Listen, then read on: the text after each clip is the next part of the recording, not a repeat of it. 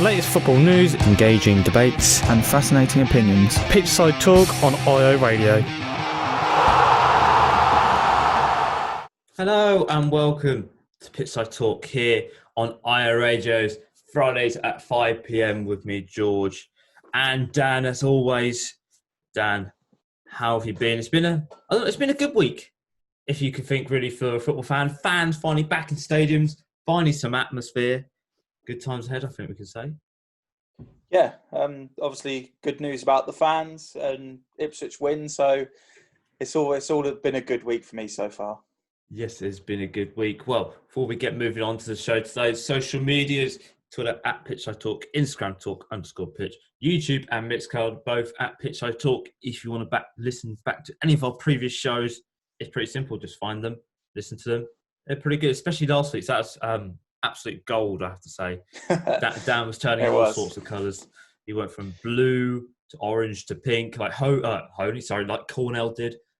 He went from orange to pink in the same shot. It was a bit weird. But what have we got coming today? Well, we've got talking about Ipswich Town and about their game against Plymouth. We only had one game this week. That's actually quite weird. They've got one game. We've been talking about they played two for a long, long time.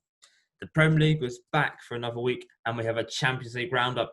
We finally found out the teams that are going to be in the knockout stages of the last 16 of the Champions League. But when we come back, we're going to be talking about Ipswich Town v Plymouth. Stay up to date with the latest footy news. Pitchside Talk on IO Radio. Well, welcome back to Pitchside Talk here on IO Radio's Fridays at 5 p.m. with me, George, and Dan, as always. And before we get moving on into the show, better mention our social medias, Twitter at Pitchside Talk, Instagram Talk_pitch, YouTube and Mixcloud Pitchside Talk. And now finally, Dan, we're going to be talking about Ipswich Town. And this week, we only had one game to talk about. I can't remember the last time we had one game just to talk about. It's been such a long time. Yes. So this week, Ipswich travelled down to Plymouth, and Lambert's side turned things around to secure 3 points, getting 2 goals in 2 minutes thanks to John Noland and Caden Jackson. Dan, it's a victory. I don't think anybody expected it going into the game, but what were your thoughts on the performance? It was a win. We've been waiting for quite a while now for a win. It's been quite a long time, but the performance up until the Plymouth red card, we weren't doing anything. Once again, we were passing it around, having all the possession, but not really doing anything with it. And at the time, we were 1-0 down, so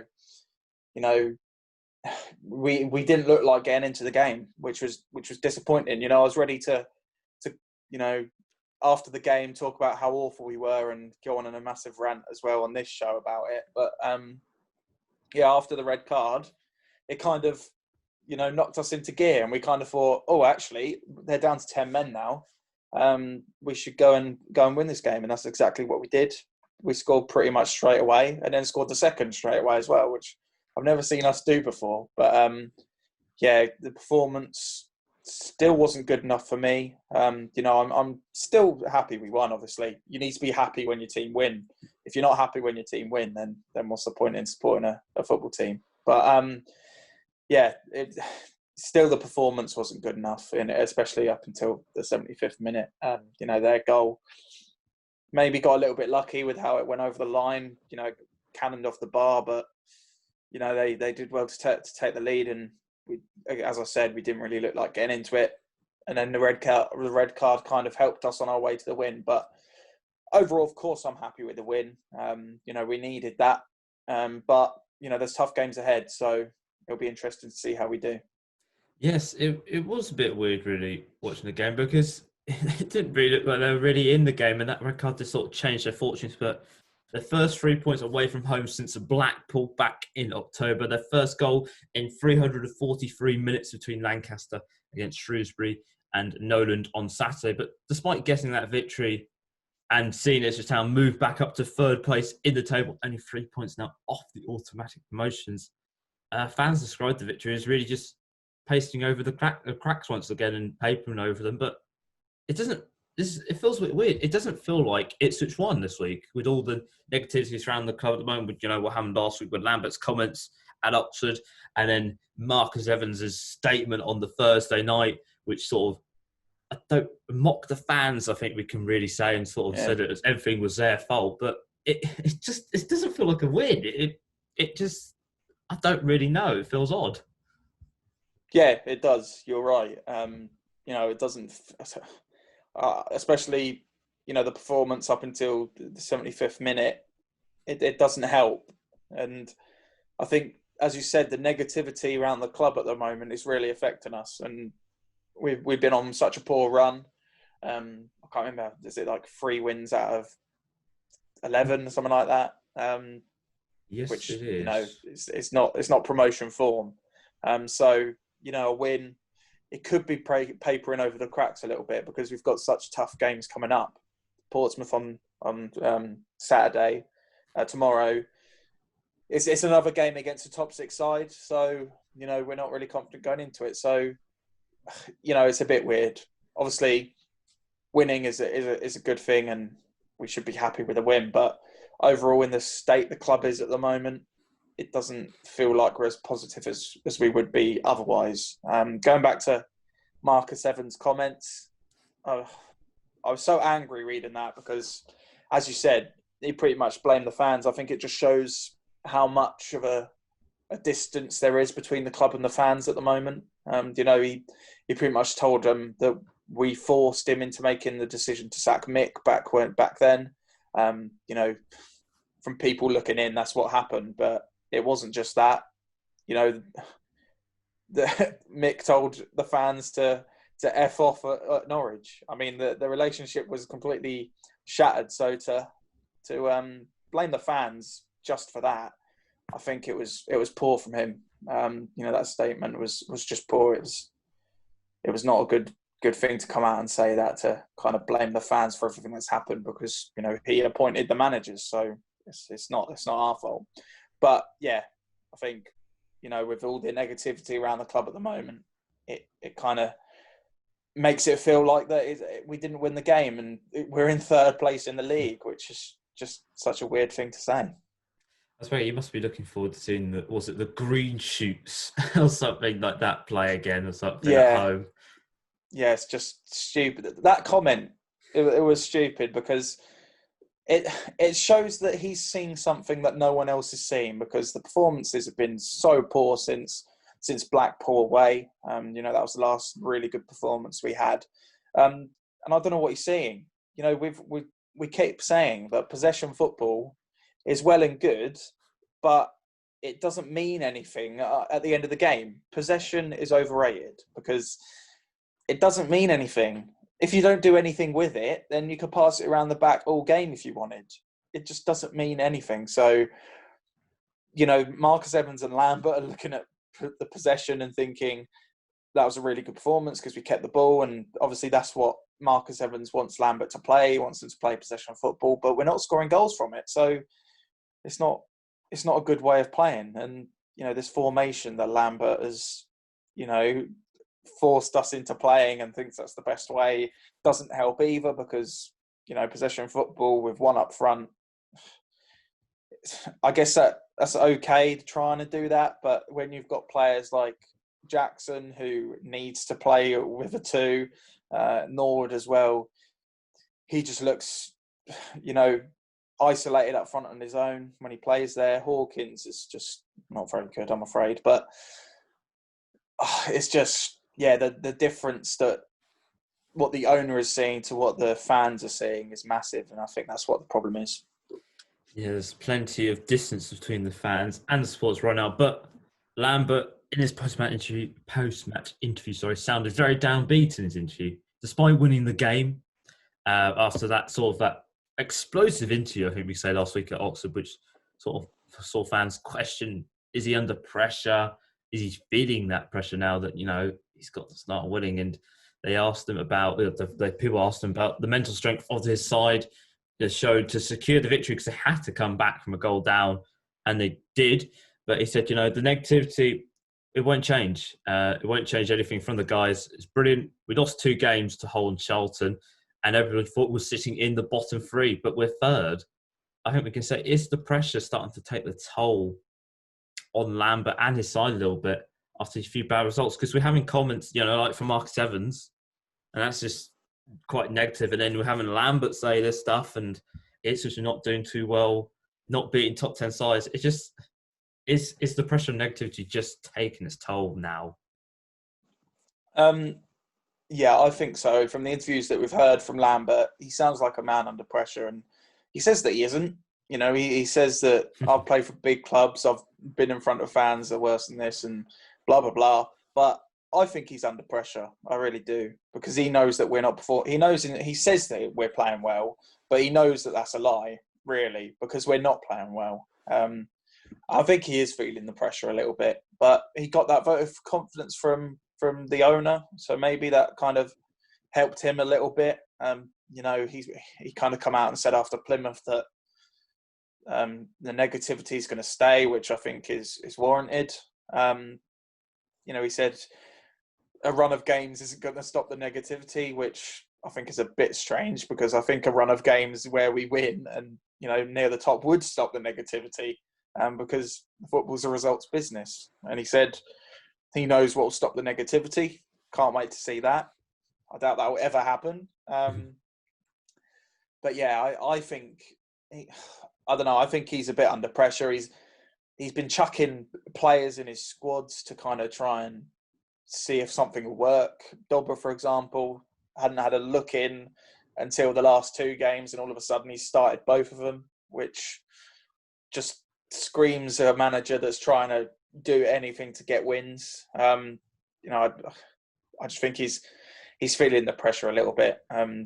We've seen before when he was at Villa, he crumbled under the pressure at Villa as well. And if fans are now back at the weekend, if they kind of come in and see how we're playing and kind of shout out at Lambert and protest a little bit, I don't know what's going to happen, whether he's going to, crumble under the pressure a little bit. But I think the owner is behind him, so he's got that for him, but the fans aren't behind him at all. I have to ask you a question here. If Ipswich get a win against Portsmouth and a win against Burton and a win against Peterborough in hypothetical terms here, will that change the negativity around the club and possibly stop this sort of thing? Ipswich are winning and we're not really feel like they're winning in all this. Will that just change it? And Peel will then start to back Lambert again. Maybe. I think if we win these next three games and gets 9 points from it, I think the positivity will start, to creep in again. Whether we'll back Lambert still, I doubt it, because we've seen what he's done to the club so far. But I think there will definitely be positives, because it'll be against two teams that are fighting for promotion. I know Peterborough are on a really poor run at the moment, like us. So they've got not a lot of confidence, but we haven't either. Portsmouth, they beat Peterborough at the weekend, so they look like a team that could beat us. The game against Burton should be a game that we should win. I expect us to win that. But if we win these three games, then I don't think we'll back Lambert again just like that. I know some fans would, and that's what football is like now. But I don't think winning a game or two is going to really change our opinions on him. The opinion will change if he manages to get us up this season, because he's obviously going to be given till the end of the year. I think end of the season, not year. So I think the real test is whether he can get us up or not, which I'm not confident he can do. So I'm not going to back him until we get up into the Championship again. It'll be great to win these next three games, and I think that will definitely make us fans happy a little bit more, but I don't think we'll back Lambert after that. I think we'll have to wait and see. I like your optimism there. At the end of the year, I quite like that. I see that little sneaky little side in I meant there. end of the season. No. You meant end of the year. I know what you mean. Don't you worry about it. Well, Dan, we better move away from all this negativity and finally focus on some positive news about Ipswich Town. And before the eve of the game, Ipswich announced that Andre Dazelle has signed a new 3-year deal with the club, taking him until summer 2024. Last season that contract ran down last season. They signed an extra, they extended it by 12 months with that option of 12 months thing that it's just like to do with every single player they signed. This time it's worked out, and finally that he's got a new contract.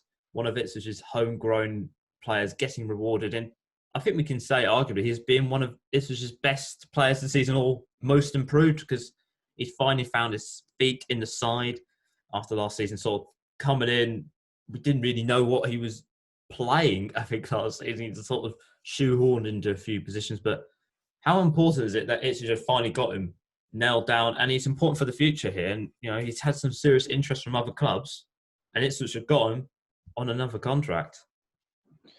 Yeah, they have. That's a real positive. It's been such a negative month or so. So to actually get this over the line, I think is really good from the club. I think this season, Dazelle has had a run of games now. I think the last few seasons, I thought he's a little bit overrated, but I think that's probably because he didn't have a proper run of games in the team. He was suffering with injuries quite a lot, but now I've seen what he can do in the squad with a run of games. I kind of changed my mind on that. He's definitely been one of the standout players so far this season for me. And I think he's crucial for us, especially with Downs out injured. I think he's definitely the player that's going to be a standout in midfield. He's been asked to play this kind of deep line playmaker role by Lambert. He hasn't really done that before. I don't think he's been kind of a attacking midfielder before, but he's kind of suited that way of playing. He's still got a mistake in him. We've seen it at Doncaster. He kind of gave the ball away in the box, I think, or made a dodgy pass. He's made a few mistakes at Portman Road that I can remember, but overall, I think he's playing really well at the moment. Obviously, he got that suspension, and he didn't play on Saturday because of the yellow cards he got. But I'm really pleased that we've been able to get a homegrown talent youngster at the club who's breaking into the first team. Managed to get him on a long-term contract. We did it with Wolfenden in the summer, and now Dazelle, because we've got a lot of players out of contract in the summer, so it's good to see us trying to get these players down. Yes, and also some more good news. Vincent-Young is back in training after he returned on Monday first with he had that groin problem back in October last year, and then he had that Achilles problem which has kept him out all this time. But Danny's finally back in training. This is such a big boost, because I think we can say once he left that side back in October because of the injuries, Ipswich changed, really. I think we can say that attacking threat down the right went, and it just didn't look too great for them down that right-hand side. But finally, such a big boost. He's back. Hooray! Yeah, I know. It's so good to see him back. I think when he got injured last season, as you said, he was a big miss. We haven't had a right back like that in so long. I love a right back that's really pacey, that can get up the field like he could do. And that goal he scored against Tranmere, I think, where he Yes. kind of got the ball on the right. He did some step overs and cut in, and a really good finish. I was kind of like, wow, we've got a player here. But obviously, injuries have cost him massively. I think just before the season started, they kind of said Vincent-Young's coming back, but he got that groin problem that set him back even more. So it's like typical us, get a really good player and actually spend money on someone. And we've seen they could be a fantastic player. Of course, he has a long-term injury, but fantastic to see him back. I really hope he doesn't, this will make him suffer, I guess, in the games. He's been out for so long. He hasn't played football for ages. We've seen so many times. Emma Hughes, an example, he had a long-term injury and he's come back and not really performed very well. So I hope that Vincent-Young's different to that, and I hope he doesn't get another knock as well, because Ipswich are prone for that to happen, aren't they? For a player to come back and then have another knock. So yeah, it's a great boost to see him come back, and I hope he comes back in the squad and performs well like we know he can. Yes, let's hope so. Let's hope he'll be back in the near future. They haven't sort of said a date yet when he'll be back, but I guess possibly New Year we could be talking about boost for January. Get rid of those Yeah. January blues, I think you could say. Yeah, I think they're aiming just before the new year, but I expect it to be in 2021 in January for him to come back.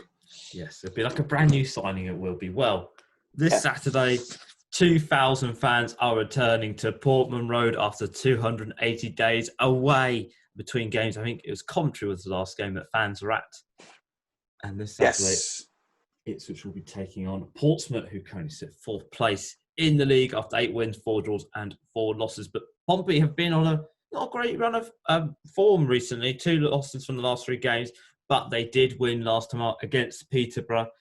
And the last time these two sides met was only actually a month ago when Portsmouth won 3-2 in extra time at Portman Road in the FA Cup first round. Very controversially, we have to say. Yeah, that was offside. Yes, it was offside, and it was scored by a Norwich player. Yes, thanks for reminding us, Norwich fans. But Dan, another top 10 side, will it just change their fortunes? And how much of a big boost would it be to have fans back at Portman Road? I know it's only 2,000, but still, it's fans at the end of the day.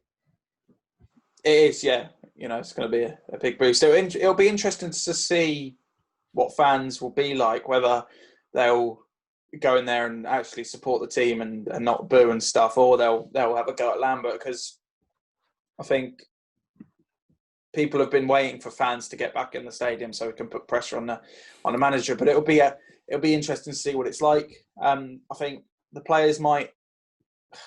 I'm not very confident going into it. Obviously, you know, top 6 side, they haven't beaten one in ages, so you know I'm naturally not very confident going into the game.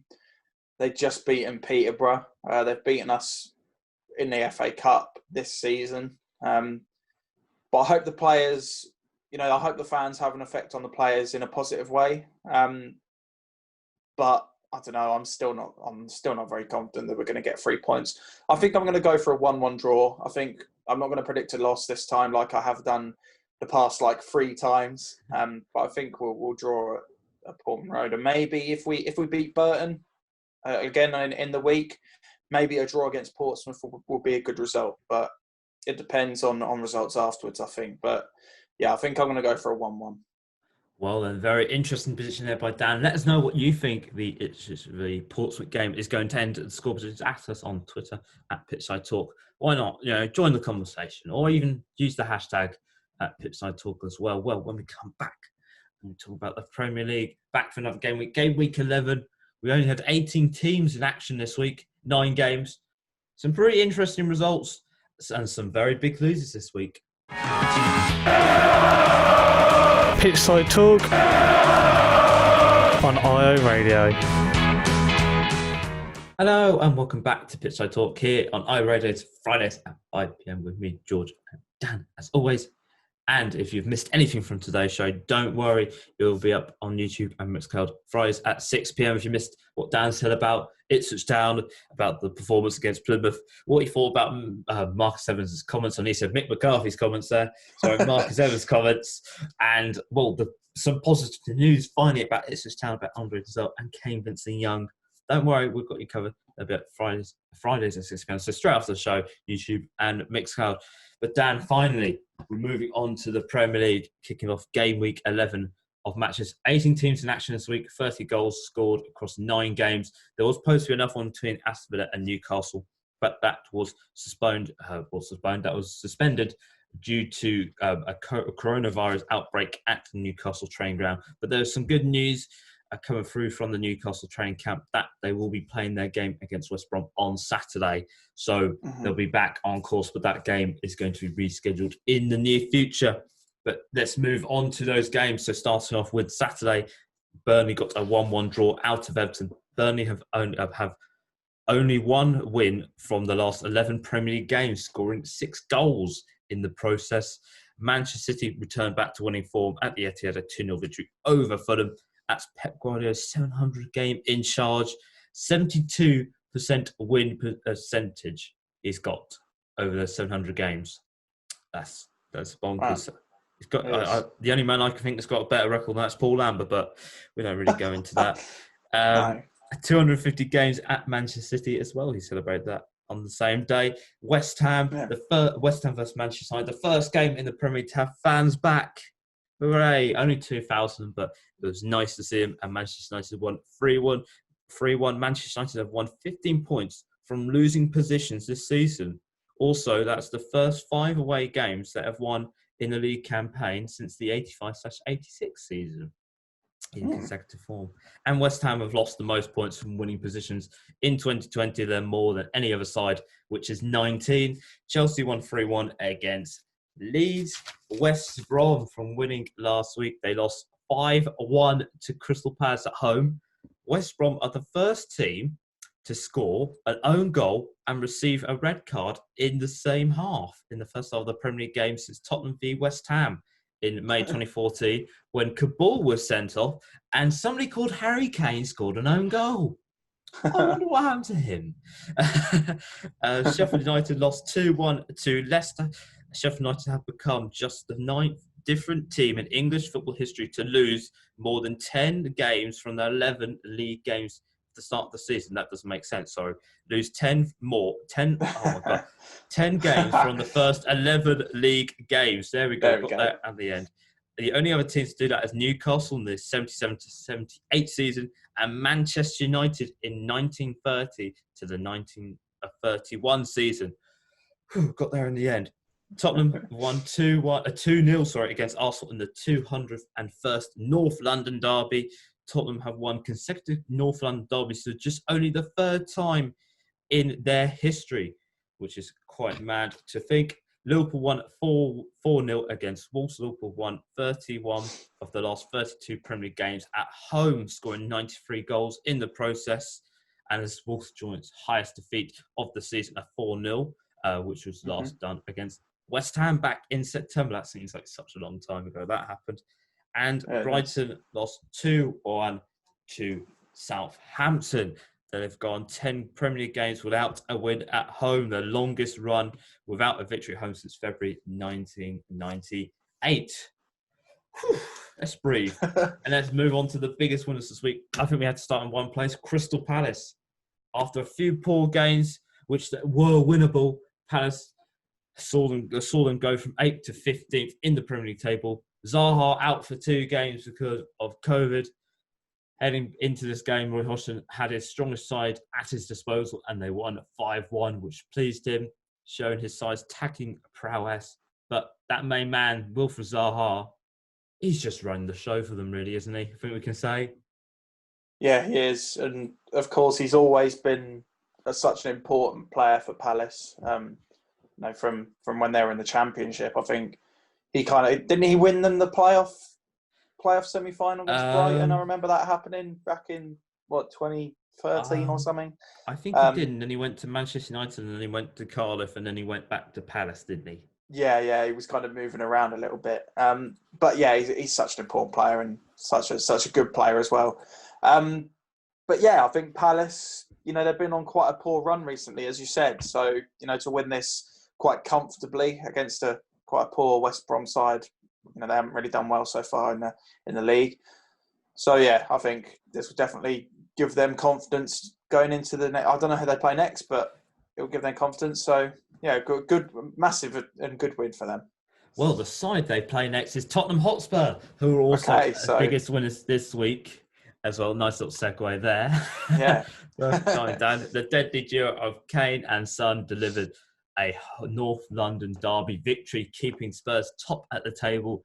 Mourinho praising his side's performance and individual performances of Kane and Son, and labelling his side as a pony in the title race. But surely, Dan, at the moment, they're a racehorse, I think, in this title race. But Tottenham, that first half, that was well executed, I think we have to say. The game plan, and Arsenal just didn't really look there, perfectly honest. No, they didn't. I think Tottenham, the game plan that they started out with was perfect for that type of game. Obviously, there's no fans. Or was there fans? No, there was fans there, wasn't there? 2,000 fans there. Yeah, there was 2,000 fans there. So, yeah, a massive game against Arsenal. They're bitter rivals. And what a goal from Son as well. I mean, that was a brilliant goal from him. So, yeah, a power horse in the title race. It's close, obviously, between between Tottenham and Liverpool at the moment. I think it's only goal difference in it, isn't it? So maybe Mourinho's playing mind games as he always does. But I think you can't deny now that Tottenham are in a title race. They've had such a good start to the season, and they're looking like a team that are really good at the moment. So I think you said Tottenham play Liverpool soon. It's going to be, is it in a couple of weeks now? So Tottenham play Palace next, and then after that, in the midweek Wednesday, December 16th, they play Liverpool away. Okay, so what a massive game that'll be, and I think that'll show, who's going to be kind of up at the top, because you expect Liverpool to be winning the league, and they're up there with goal difference off the top. So I think it's going to be tough for Tottenham to stay at the top, but I don't think you could deny that they're in a title race now, and I think that their team looks good enough. Will that be a deciding factor? Will that be that moment where we go, whoever wins this is going to be winning the title? Those sort of games. We like those sort of games, don't we? We do. But actually saying that, the Premier League is really tight at the moment. So, Liverpool, they're not really looking themselves. I know they're nearly top of the league, but they lost 7-2 this season, and that's definitely not themselves. So I think maybe this win, it's maybe a bit too early to say whoever wins this is going to win the title, but you'd expect Liverpool, if they go and win this against Tottenham, you probably expect them to go all the way. But you never know what will happen, because this Premier League season is so unpredictable that it's not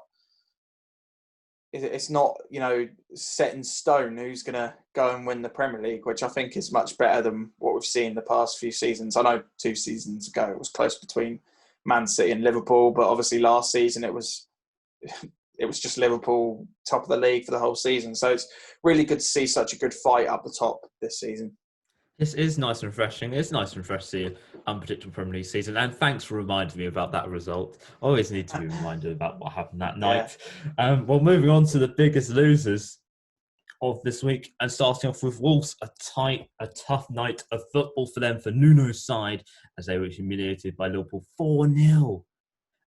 But you can see really in that side how much of a big miss Raul Jimenez is. Some good news, he's been discharged from hospital and he's hoping to be back playing football soon. So we'll have to wait and see, but it's great news that he's been discharged from hospital.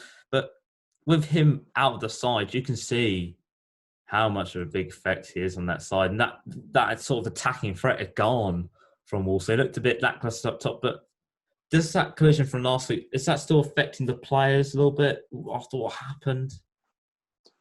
Yeah, well, they are professionals, so they'll go into it and thinking, they should just play as they usually do. But I think it does have an effect when your teammate has such a nasty head collision like that and is gone into hospital.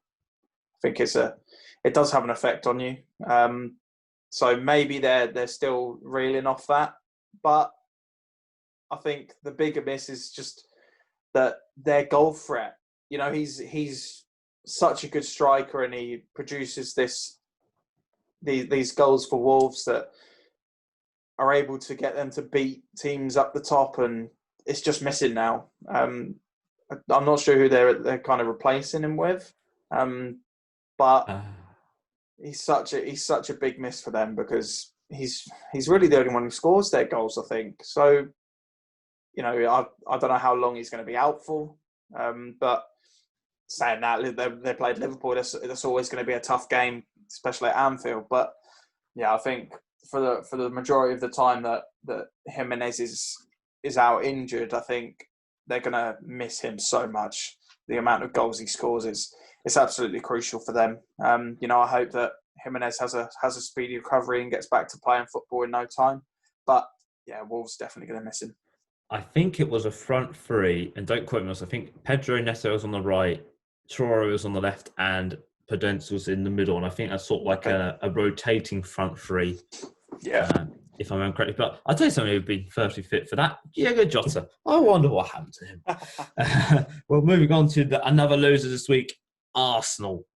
the misery continues for the Gunners. They lost the North London derby for the second time in a row. A second time this season, actually. Not season, sorry. Not season. Second time this year. Oh, you did my mistake. I just completely forgot performance. It's been such a crazy season / year. I can't remember who's who performance, but down in 15th, 11 points adrift off their rivals Tottenham in first, only 7 points clear of the relegation zone. No end product up top.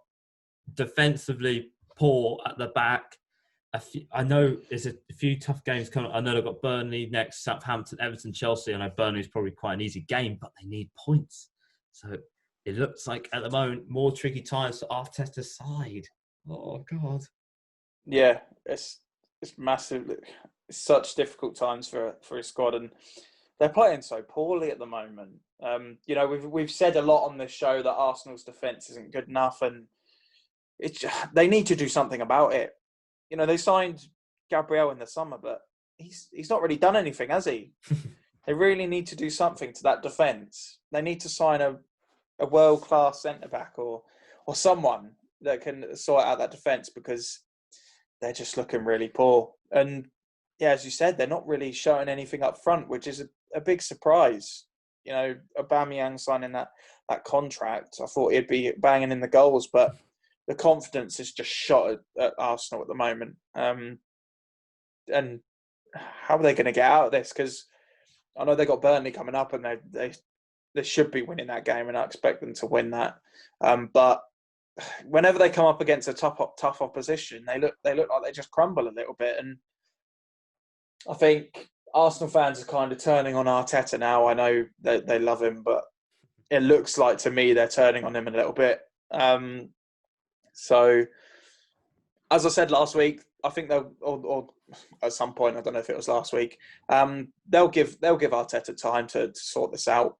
But if they stay mid-table and if they finish mid-table at the end of the year, I think they've got a decision to make. Yes, well, we better get the popcorn out for Arsenal Fan TV. We always like to watch that. I think it's the most entertaining thing about Arsenal, really. It has been that. I don't really know anything about the football. Yeah, I know. That's true.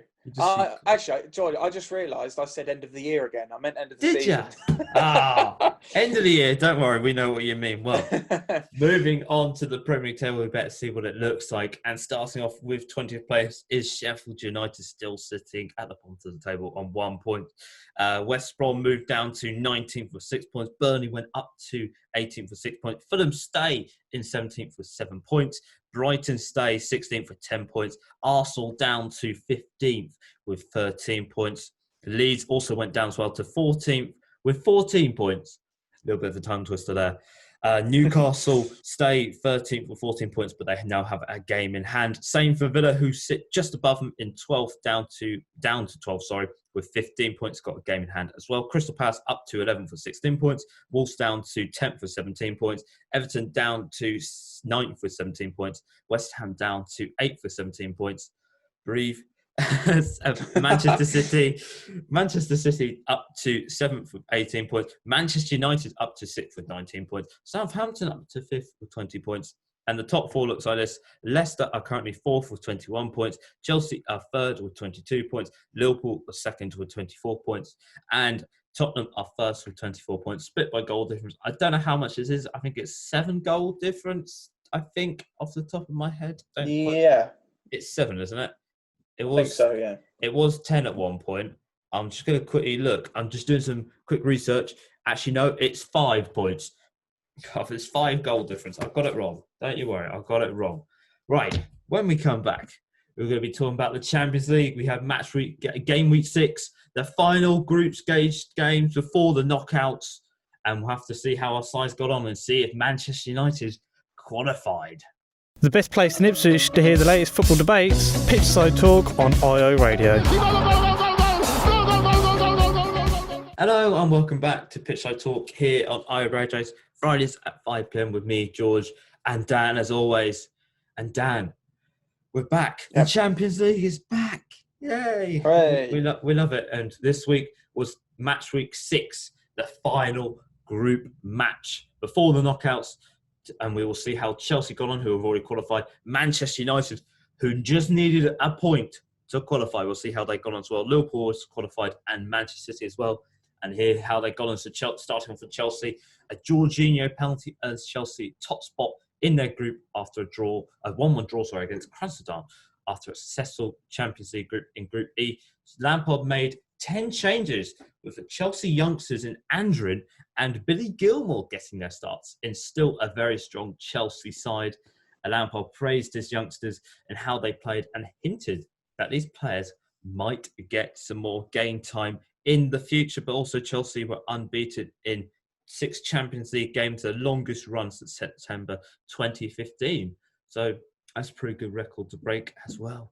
And now moving on to Manchester United. I only said they needed a point here against RB Leipzig to qualify, but they suffered a huge blow, losing 3-2 in Germany as RB knocked them out of the Champions League, sending them down to the Europa League after 69 minutes as they went 3-0 down in that time, but a late fight back wasn't enough and it finished 3-2. Last time Manchester United exited the group stage of the Champions League was the 15/16 season under Louis van Gaal.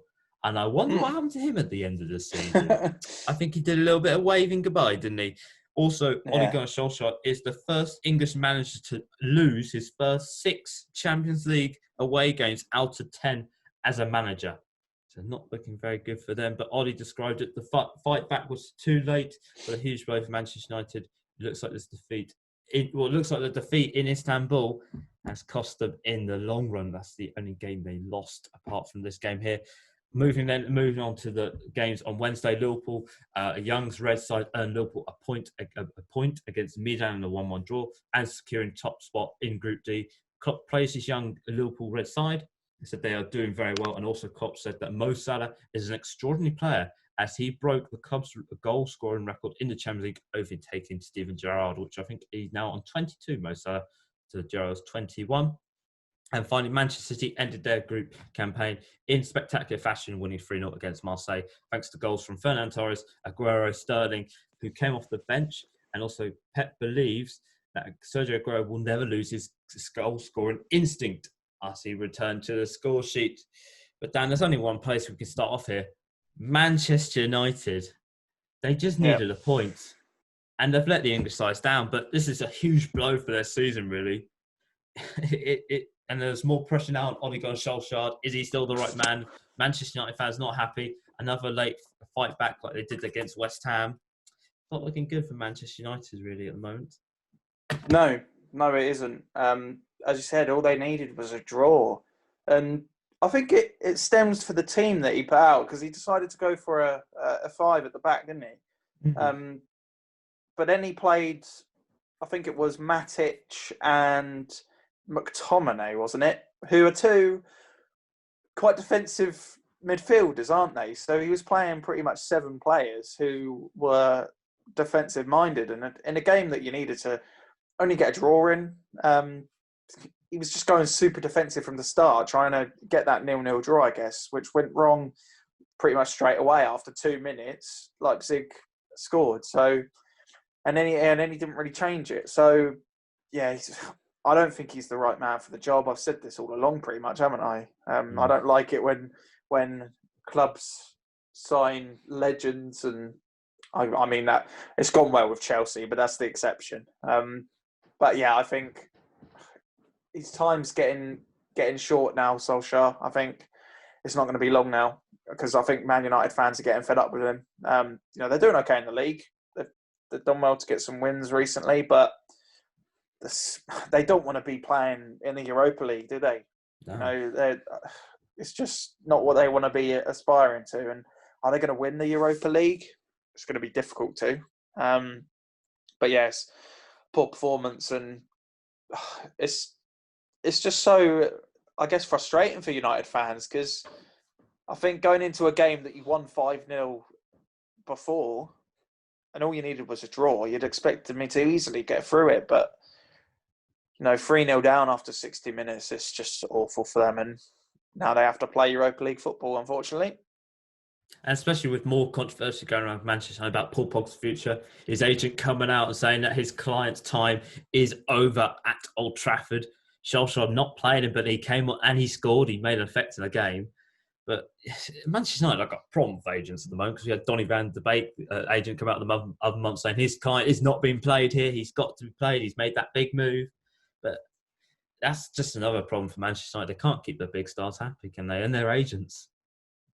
No, they can't. And, that seems like it's been a problem for Man United for quite a while. Under Mourinho, I don't think Pogba's agent was happy then. We remember all the stuff that happened then. But, yeah, it was a bit weird that his agent came out and said that and kind of just, all the stuff he said. And then Pogba actually came on and played in the game against Leipzig, which was a bit strange, I thought. But, yeah, I don't know what it is about Man United. I think, Donny van der Beek, his agent's not happy, obviously. They signed him.